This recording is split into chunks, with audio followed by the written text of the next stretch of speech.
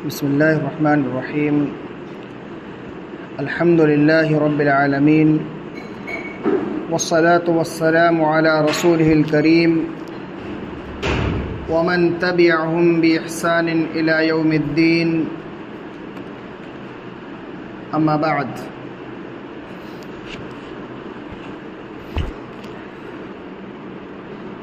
أعوذ بالله من الشيطان الرجيم. بسم الله الرحمن الرحيم. وبشر الذين آمنوا وعملوا الصالحات أن لهم جنات تجري من تحتها الأنهار كلما رزقوا منها من ثمرة رزقا قالوا هذا الذي رزقنا من قبل وأتوا به متشابها وَلَهُمْ فِيهَا أَزْوَاجٌ مُطَهَّرَةٌ وَهُمْ فِيهَا خَالِدُونَ. مصلیان کرام، یقیناً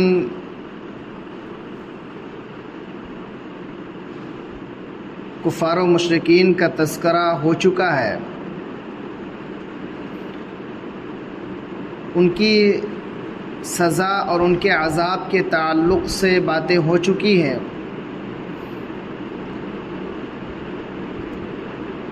گنہگار کا ذکر آ چکا ہے.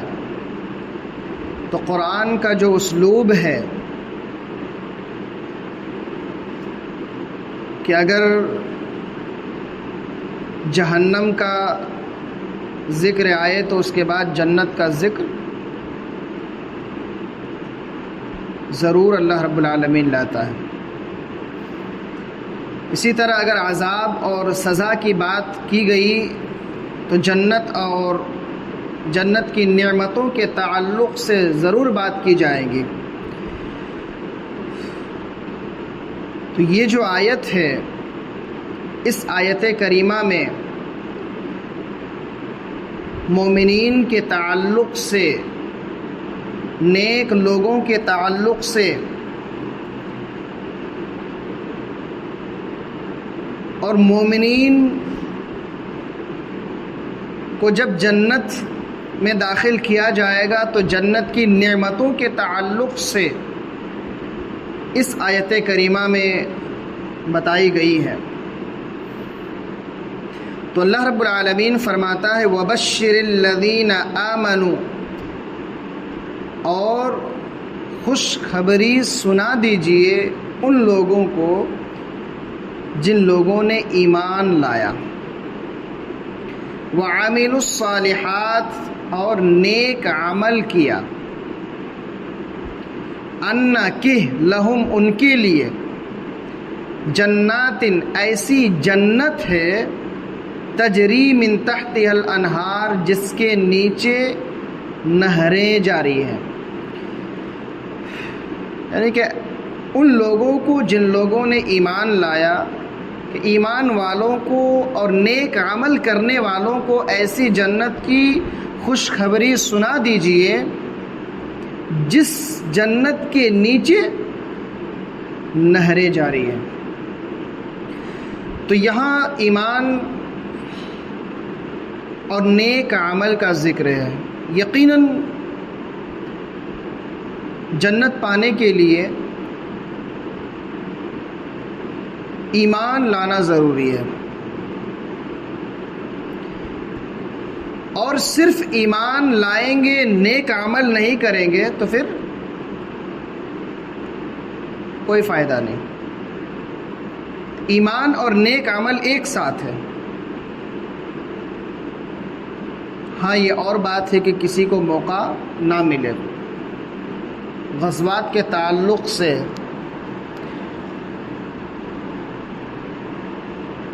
کئی صحابہ کرام کے تعلق سے یہ آیا. غزوہ خیبر کے موقع پر ایک بکری کے چروائے نے اسلام قبول کیا، شہید ہو گیا. غزوہ احد سے پہلے ایک شخص نے اسلام قبول کیا، شہید ہو گیا. عمل کا موقع ہی نہیں ملا. تو ایمان لانا، ایمان لانے کے بعد نیک عمل کرنا، یہ ازحد ضروری ہے. اور خوشخبری انہی لوگوں کے تعلق سے ہے جو ایمان لاتے ہیں اور نیک عمل کرتے ہیں۔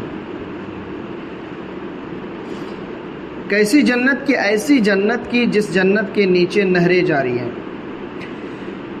تو نہر، یقیناً جنت میں بے شمار نہریں ہوں گی، جن میں سے ایک نہر جس کو الکوثر کہا گیا ہے، اس نہر کی چند صفات بیان کی گئی ہے احادیث میں کہ وہ نہر ایسی ہوگی کہ دونوں طرف نہر کا دونوں کنارہ سونے کا ہوگا، نہر کا دونوں کنارہ سونے کا ہوگا،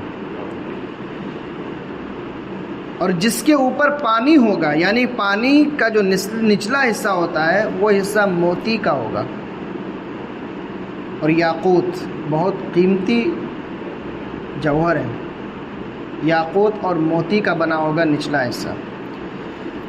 اس کے کنارے کی جو مٹی ہوگی وہ کستوری سے بھی زیادہ اچھی ہوگی۔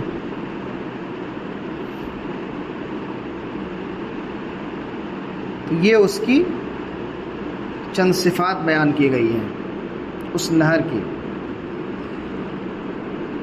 ایک دوسری روایت میں ہے کہ وہ نہر ایسے راستوں سے گزرے گی کہ اس نہر کے کنارے کستوری کے بڑے بڑے پہاڑ ہوں گے،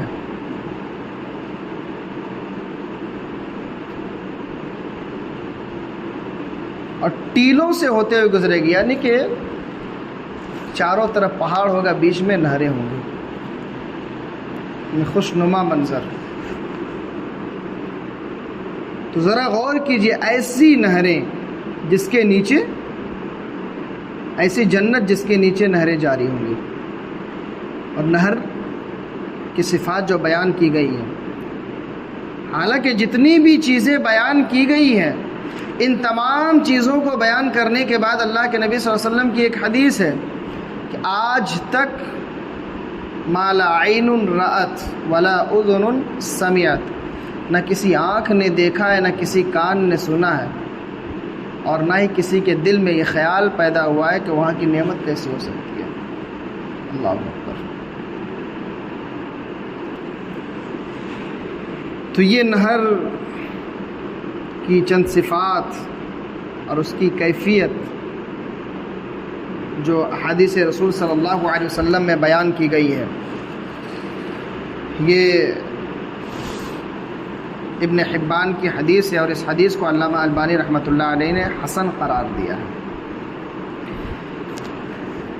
آگے اللہ رب العالمین فرما رہا کلما رزقوا منها من ثمرۃ الرزق،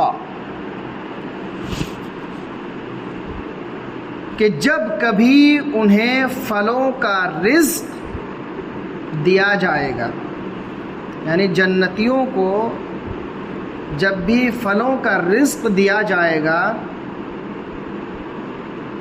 قالوا، تو وہ لوگ کہیں گے ھذا الذی رزقنا من قبل، یہ تو وہی ہے جو اس سے پہلے ہمیں دیا گیا تھا۔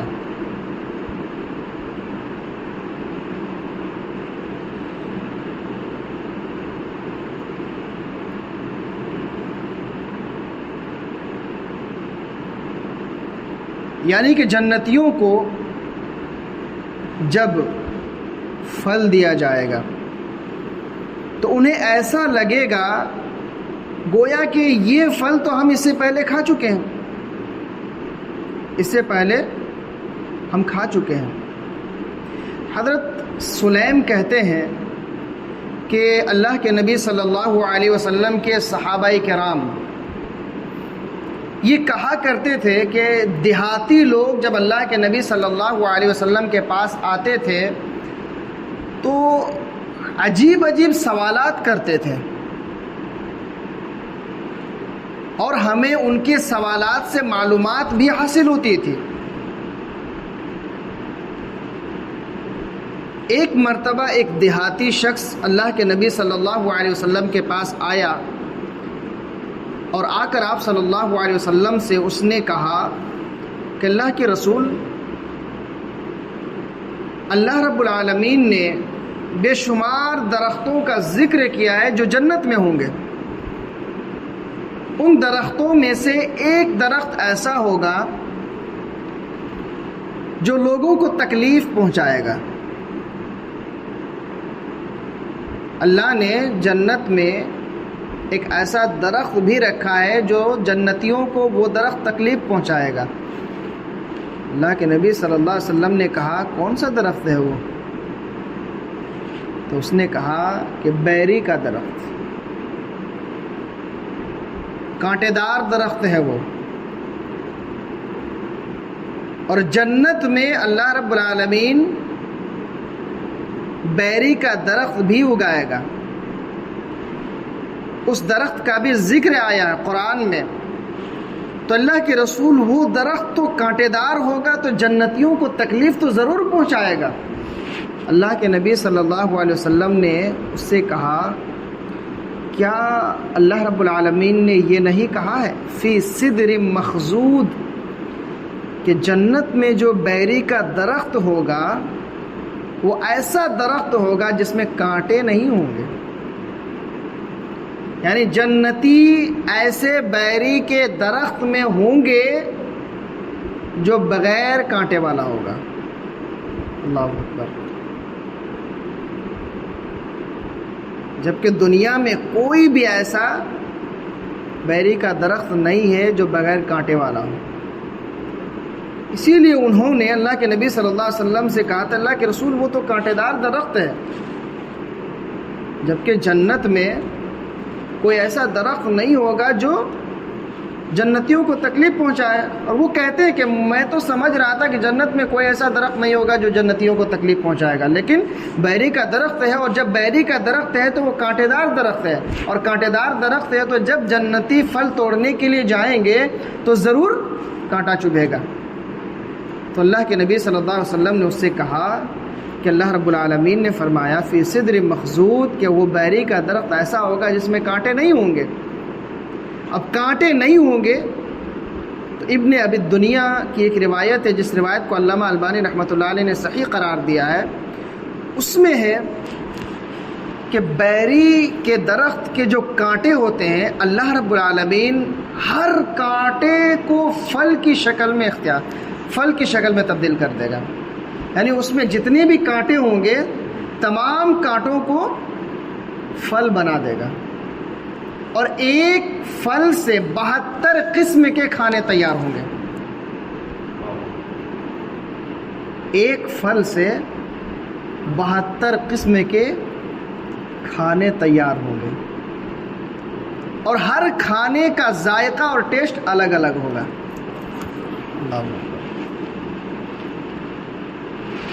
کانٹے کو پھل بنا دے گا. ایک پھل سے 72 قسم کے کھانے تیار ہوں گے. اور ہر پھل کا ذائقہ اور ٹیسٹ الگ الگ ہوگا. وہی بات ہے کہ جب جنتیوں کو کوئی پھل دیا جائے گا تو وہ کہیں گے یہ تو ہمیں پیش کیا گیا تھا، یہ تو ہم کھا چکے ہیں. اس سے کہا جائے گا کھاؤ، اس کا ذائقہ الگ ہوگا. ہو سکتا ہے کہ دیکھنے میں ایک ہو لیکن اس کا ذائقہ الگ ہوگا. اللہ اکبر. تو ذرا سوچئے کہ اللہ رب العالمین نے کتنی ساری نعمتیں جنتیوں کے لیے مہیا کی ہیں. اور یقیناً اس جیسے بے شمار درخت ہوں گے. اور اللہ کے نبی صلی اللہ علیہ وسلم فرماتے ہیں، مسلم شریف کی حدیث ہے کہ جنت میں ایک درخت ایسا بھی ہوگا کہ اتنا بڑا ہوگا، اتنا گھنا ہوگا کہ اگر کوئی شخص کسی گھوڑے کو کھلا پلا کر کے موٹا تازہ کر دے اور اس کو دوڑانا شروع کر دے تو 100 سال تک اس درخت کے سائے میں دوڑتا رہے گا لیکن پھر بھی وہ سایہ ختم نہیں ہوگا. اللہ اکبر. ذرا سوچئے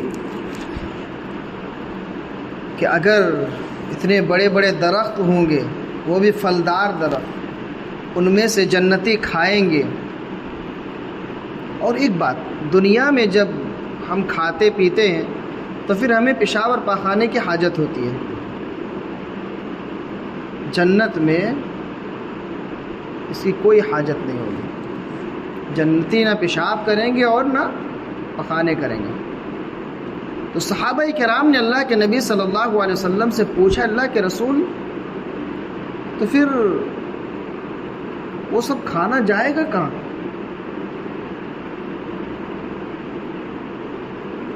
جنتی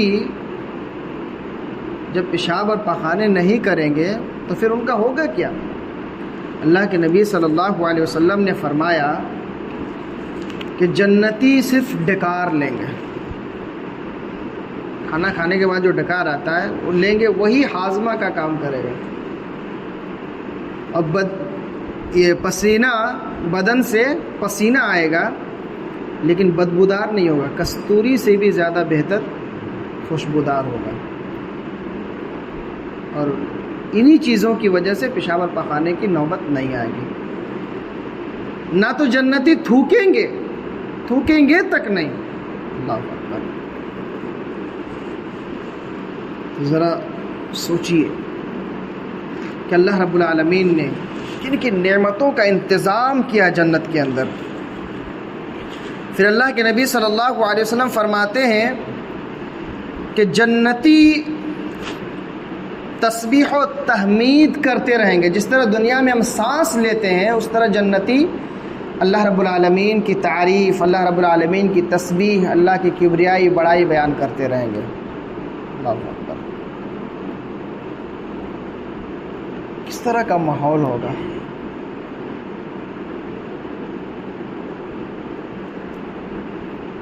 اسی طرح اور ایک روایت ہے ابن ابی دنیا کے اندر، جس کو علامہ البانی رحمۃ اللہ علیہ نے حسن قرار دیا۔ اس حدیث کے راوی حضرت ابو امامہ رضی اللہ تعالی عنہ ہیں۔ وہ فرماتے ہیں کہ جنتی جب کسی مشروبات کو پینے کی خواہش کرے گا، یعنی پینے کی چیز کی جب اس کو خواہش ہوگی تو خود بخود اس کے ہاتھ میں کوئی جگ آ جائے گا، خود بخود جب وہ اسے پی لے گا تو پھر واپس چلا جائے گا۔ صحیح روایت ہے، علامہ البانی رحمۃ اللہ علیہ نے حسن قرار دیا۔ اسی طرح اور ایک روایت ہے اس حدیث میں کہ اگر کسی پرندے کے گوشت کھانے کی خواہش کرے گا تو خود بخود پرندہ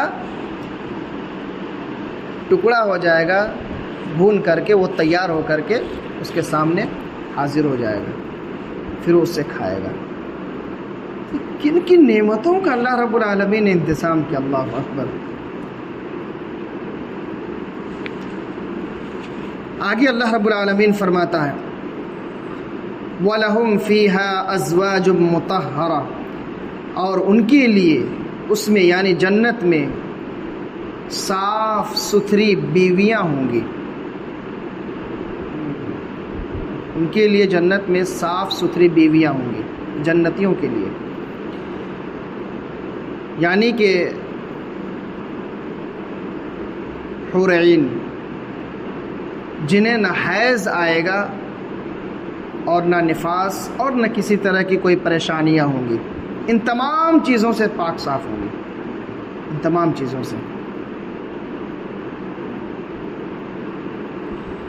ایک یہودی اللہ کے نبی صلی اللہ علیہ وسلم کے پاس آتا ہے اور آ کر کہتا ہے کہ اے ابو القاسم،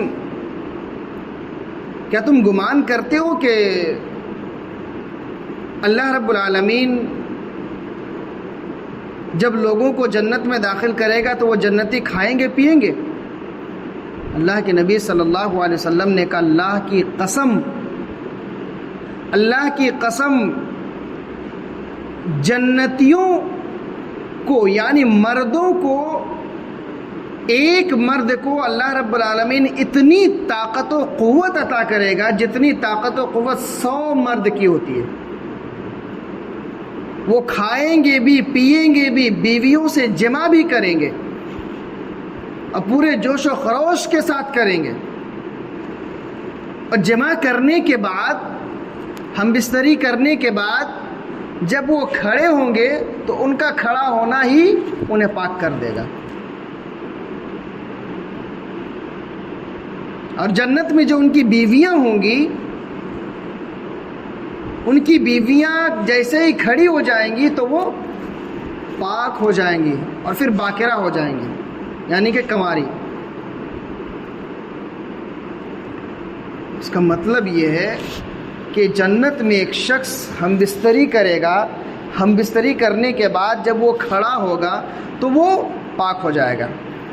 اس کی بیوی جب کھڑی ہوگی پاک ہو جائے گی اور باقرہ کی طرح یعنی کنواری کی طرح ہو جائے گی. ایسی وہ عورت بن جائے گی جیسا کہ اس کے ساتھ کبھی کسی نے جمع کیا ہی نہ ہو.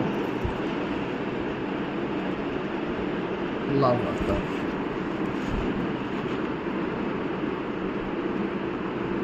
یہ حدیث صحیح الترغیب کے اندر ہے. علامہ البانی رحمۃ اللہ علیہ نے اس حدیث کو بھی صحیح قرار دیا ہے. اسی طرح اور ایک حدیث ہے، حضرت ابو ہریرہ رضی اللہ تعالیٰ عنہ بیان فرماتے ہیں کہ اللہ کے نبی صلی اللہ علیہ وسلم سے سوال کیا گیا، پوچھا گیا کہ اللہ کے رسول کیا ہم جنت میں جمع بھی کریں گے، یعنی اپنی بیوی سے ہم بستری بھی کریں گے؟ تو اللہ کے نبی صلی اللہ علیہ وسلم نے فرمایا قسم ہے اس ذات کی جس کے ہاتھ میں میری جان ہے، تم وہاں جمع بھی کرو گے. جمع کرنے کے بعد تم کھڑے ہو جاؤ گے، تمہارا کھڑا ہونا ہی وہ پاکی کی دلیل ہے، یعنی پاک ہو جاؤ گے. تمہاری بیویاں کھڑی ہوں گی تو پاک بھی ہو جائیں گی اور کنواری کی طرح ہو جائیں گی، جیسا کہ اس سے پہلے تم نے کبھی اسے چھوا ہی نہ ہو. اللہ اکبر. یہ سلسلۃ الاحادیث الصحیحہ کے اندر اس حدیث کو علامہ البانی رحمۃ اللہ علیہ نے ذکر کیا ہے.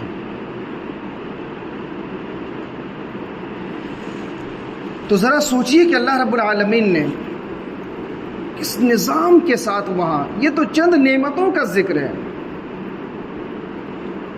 انہی باتوں میں ایک واقعہ یاد آ گیا. ابھی کچھ دنوں پہلے آپ لوگوں نے دیکھا ہوگا سوشل میڈیا میں وائرل ہو رہا تھا ایک ویڈیو، کسی عربی نے مزاحیہ انداز میں اس کو بیان کیا تھا چٹکلے کی طرح کہ ایک پاکستانی حج کے لیے گیا.